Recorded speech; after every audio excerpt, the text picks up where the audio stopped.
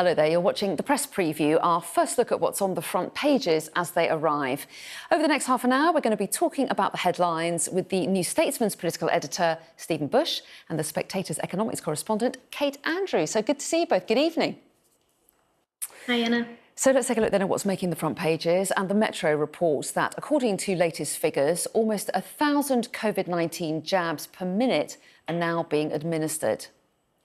The Eye has word of forthcoming vaccines aimed at better tackling new variants of the virus. That news comes as the vaccines minister, Nadine Zahawi, writes in the Daily Telegraph, insisting the Oxford AstraZeneca jab is safe to use against the strains currently present in the UK. The Daily Mail suggests that illegal immigrants will be granted an amnesty to get vaccinated. The Mirror speaks to Amy Bestwick, who was caught up in the Dunblane school shooting 25 years ago and is now expecting her first child. The Express launches a campaign which it says aims to save the environment and boost the country's economy. The Star pictures the extreme winter conditions thanks to Storm Darcy. And the Financial Times reports on the increasing cost of liability insurance for company directors.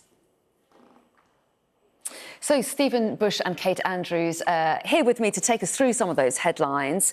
Once again, Stephen, a lot of coronavirus stories around, particularly focusing on the vaccination programme. The Metro leads with the stat that the vaccine minister repeated today, 1,000 jabs a minute. It's quite an impressive rollout, this, isn't it? Yeah, the vaccine rollout has gone very well. Every week successfully vaccinating more people. And of course, we would expect that to increase for two very important reasons. The first is that as more vaccines are developed by the various companies and universities researching them, we have more available. And the second is that as we go through the groups that are most at risk, it becomes easier to do it quicker. We are mostly now getting to the end of people who perhaps need mobility assistance, things which make it slightly longer. And we're starting to enter towards the stage in which it becomes much, much quicker at every end. So it's a really positive story all round. That's right. And also on the Metro's front page, they also quote the latest statistics suggesting that cases are falling by 25% in a week. They say that deaths are down a third. So there is good news here, Kate, isn't there? I mean, obviously, there are challenges in this rollout as well, because as the vaccine minister was saying today, you've not only got the next group of vulnerable groups, taking us up to group 9, which is the over 50s, but also at the same time, you've got to administer second doses as well, given that we've been so far mostly running out first doses. No, there certainly are challenges ahead. And given the full UK track record on handling COVID-19 so far, I don't think anybody wants to count their chickens. But there's no denying that the rollout of the program so far has been a huge success. It'll be interesting to see the tactics that are used to get people back for their second jabs, whether or not that proves slightly more difficult than the first round. But the timeline here is spectacular. The Spectator has a vaccine tracker on its website. And at the moment, if we continue at this pace, it's projected that we'll hit the 4 most vulnerable groups and have offered everybody their first jab, potentially even by the end of this week, so a few days ahead of schedule. And if we can keep this up, we're looking going into the spring with those who are really vulnerable from this virus because of pre-existing conditions or because of their age, having higher levels of protection. The ONS published its antibody survey this week, and that was fascinating as well. Roughly 25% of the over 80s are now testing positive for antibodies in England, and that used to be because of cases. That was a really sad statistic, but now we're finally seeing that vaccine factor come into play, and it is, as Stephen points out, and as you point out, Anna, really good news. That's right. But let's move on to the front of the Eye now, because they're talking about new jabs being developed to deal with virus variants. And that has thrown up some news today that the prospect of our existing vaccines, their ability to deal with some of the variants. So, Stephen, talk us through what happened today. Right. So we're starting to see the first test not only of its effectiveness at reducing infections here, but against some of the new variants we've seen emerging both here and elsewhere, which the one which is most worrying the medical community own, is the variant that started in South Africa. Now, variants can happen at any time, but they're most likely to happen in patients who have weakened immune systems. And because of the ongoing legacy of the HIV/AIDS epidemic around the world, which has been particularly acute in sub-Saharan Africa, you have a larger number of people who are immunocompromised. So what we're starting to see is the Oxford vaccine works very well against the variants we mostly have here, less well against new variants. And because many scientists believe it's quite likely that we will move to a situation where we're having annual coronavirus vaccines in a similar way to we have annual flu vaccines. And of course, not every year the flu vaccine doesn't necessarily work as well as it does in some years as others. So it's a mixed story, but in many ways, of course, beyond some of the wildest dreams people had, even a couple of months ago when many in government still feared we would never have a vaccine. Well, yes, and this study, which I think we'll get more details of tomorrow, Kate, suggests that the Oxford vaccine isn't very effective against people with mild outbreaks of the disease.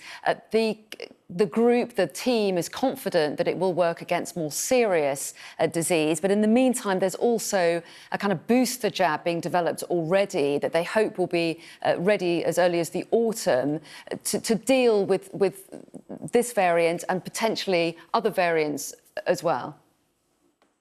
Yes, we've had really mixed news on vaccines this week when it comes to their efficacy. I should say last week now. A preprint in the Lancet showed that the Oxford vaccine overall was actually roughly 6 percentage points more effective than we originally thought. It does seem to be protecting from severe cases, hospitalizations, and deaths.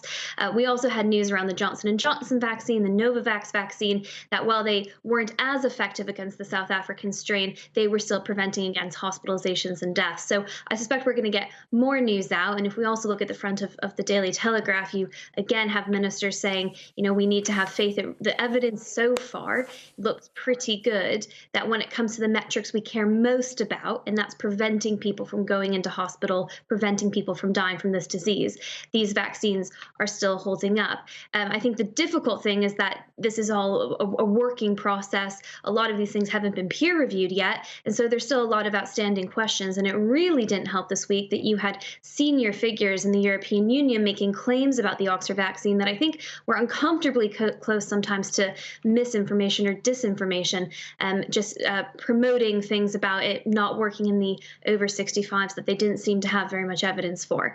So you have a lot of mixed language out there about these vaccines, and that's what ministers are trying to set the record straight on in the Telegraph today. Yeah, that's right. They've got an interview, haven't they, with Nadine Sawari there in the Telegraph.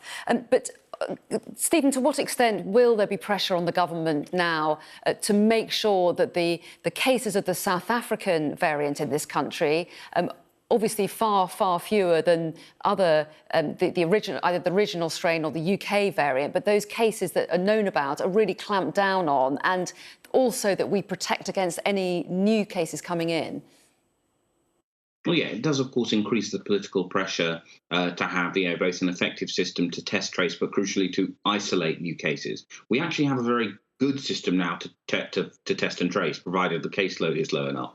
The problem is we don't have any particular system to get people to stay in one place once they have been given that positive test. And if you don't have that ability to isolate, then really all your test and trace system allows you to do is go, yep, we've got a problem here. So it will increase the pressure not only to prevent the flow of new variants into the country, but also to tackle them within it. But of course, it is a much, much better problem to have than the one that we faced at the start of 2020. That's right. And Kate, also a reminder that we're getting information all the time about various changes to the virus, but also more information about the effectiveness of various vaccines as well. And in the meantime, the politicians are having to work out at what stage you release the restrictions we've been living under. We're going to get more details from the Prime Minister later this month, but there's a lot of different data to be dealing with. That's a really important point, Anna. A lot of these studies and trials that we're reporting on sometimes don't have very many people in the trials, a few thousand, and you need bigger trials to really come up with conclusive information. So when we're talking about efficacy rates, when we're talking about metrics around hospitalization and death, this data does change. It does update. It can become more positive or negative. And, we're all just trying to keep up with the information that we do have. Ministers really do not want to commit to when lockdown is going to be lifting. They have given that date of March 8th when they hope that perhaps schools can start reopening. We are going to hear more from the Prime Minister very soon about his roadmap out of lockdown, but they really don't want to overpromise. I think there's a strong feeling that the government has overpromised far too often in the past and underdelivered. They would prefer, I think, to surprise people this time around. The difficulty, of course, is that people have been facing, weeks, sometimes months, depending on where you are, of restrictions now, and not knowing the end date to that can be quite grueling. That said, it does still appear compliance is very high, but as Stephen mentioned, the one area of compliance that we know people struggle with is to not go outside, to not leave their home when they have symptoms. That is one of the most important things to do. If you have symptoms, you need to stay at home, and something we still really haven't tackled in terms of proper support during this crisis. And Stephen, what are you picking up from your dealings with various ministers and government insiders about how the Prime Minister is minded to deal with restrictions? Obviously, there's pressure from some backbenchers to lift restrictions sooner, others are more cautious. What's your feeling about what line he might take? Well, obviously, the Prime Minister is not someone who is instinctively pro this kind of stuff. But the real debate still is ultimately over cost, right?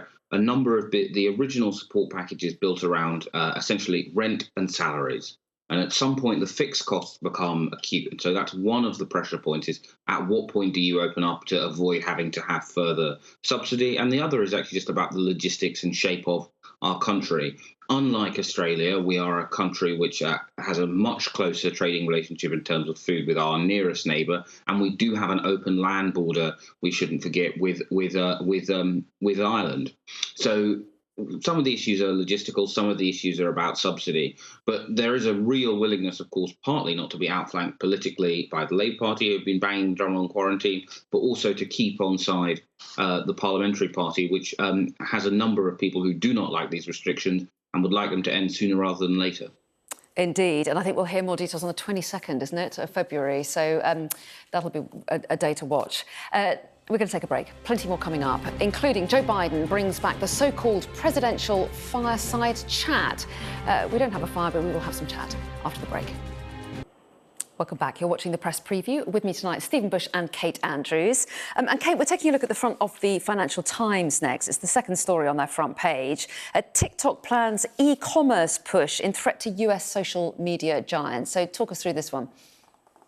Yes, it was just a few months ago that President Donald Trump was trying to ban the app from being further downloaded in the United States, which TikTok stopped through the courts at the time. And only a few months later, you have a very different story on the front of the FT, in which they report are planning an aggressive expansion into e-commerce in the United States. And they're going to return to almost an old school kind of affiliate marketing in which people are going to be able to hopefully, they hope, buy products straight off of people promoting them on the TikTok site, almost as if you were to have television marketing, but on a TikTok platform instead. So I think it's interesting in terms of how TikTok plans to compete with Silicon Valley. It's interesting about the marketing tactics they'll use, but I find the story most interesting because it would really seem that in a few months' time, this China-based app thinks that it can have a lot more influence in the US. Under President Trump, of course, they thought they might be getting banned. So it speaks to that geopolitical dynamic that is one that Joe Biden is going to have to address. Yeah, really interesting. Have either of you got a TikTok account? Do you make little videos of dancing or? Well, I don't, but the New Statesman does have an official one, which I have occasionally done what the younger members of staff tell me is a meme on there. Excellent. So I like to think I'm the TikTok star and no one can tell me. Choreographed dance, admit it. I've just given you a perfect opportunity to plug your TikTok site there. And Stephen, let's take a look at the front of the Daily Telegraph. Biden reintroduces FDR's fireside chat. Yeah, so this is a way that Franklin Roosevelt during the Great Depression used to talk, and then during the Second World War, used to every week address the nation through his semi-informal fireside chat, and Joe Biden plans to do the same. And you can see the argument for doing this, both because we're in a scary time of crisis. I think many of us actually do appreciate the daily messages from the government, it seems, that we now get. But also, the other reason why it's quite a significant and I think astute move is one of the ways that Biden is marketing and presenting himself is a return to normality, calmness. You know where the president's going to be. You're not kind of going, oh, what has he just tweeted? And it's another way that it physically embodies that change from the sort of chaotic era of Donald Trump to what Joe Biden wants to present as the era of normality, whatever that may mean, under Joe Biden. Do you think that's right, Kate? I mean, do you think this will work well with the American public? Yeah, I think it will for the reasons that Stephen lays out, especially during such difficult times. I think it's reassuring to hear from the people who are leading the country and who are in charge. And it is a bit of a return to normality. I'm not sure that the stories that are featured in the moments that the president has are necessarily going to, sway those who dislike him or didn't vote for him that he is exactly who they need to be in charge. But it's just a bit of a reminder about, that he is a president for all Americans, not just those who voted for him. OK, Stephen and Kate, we are out of time, but I'm pleased to say you'll be back at 11:30, so I shall see you then, and thank you for now.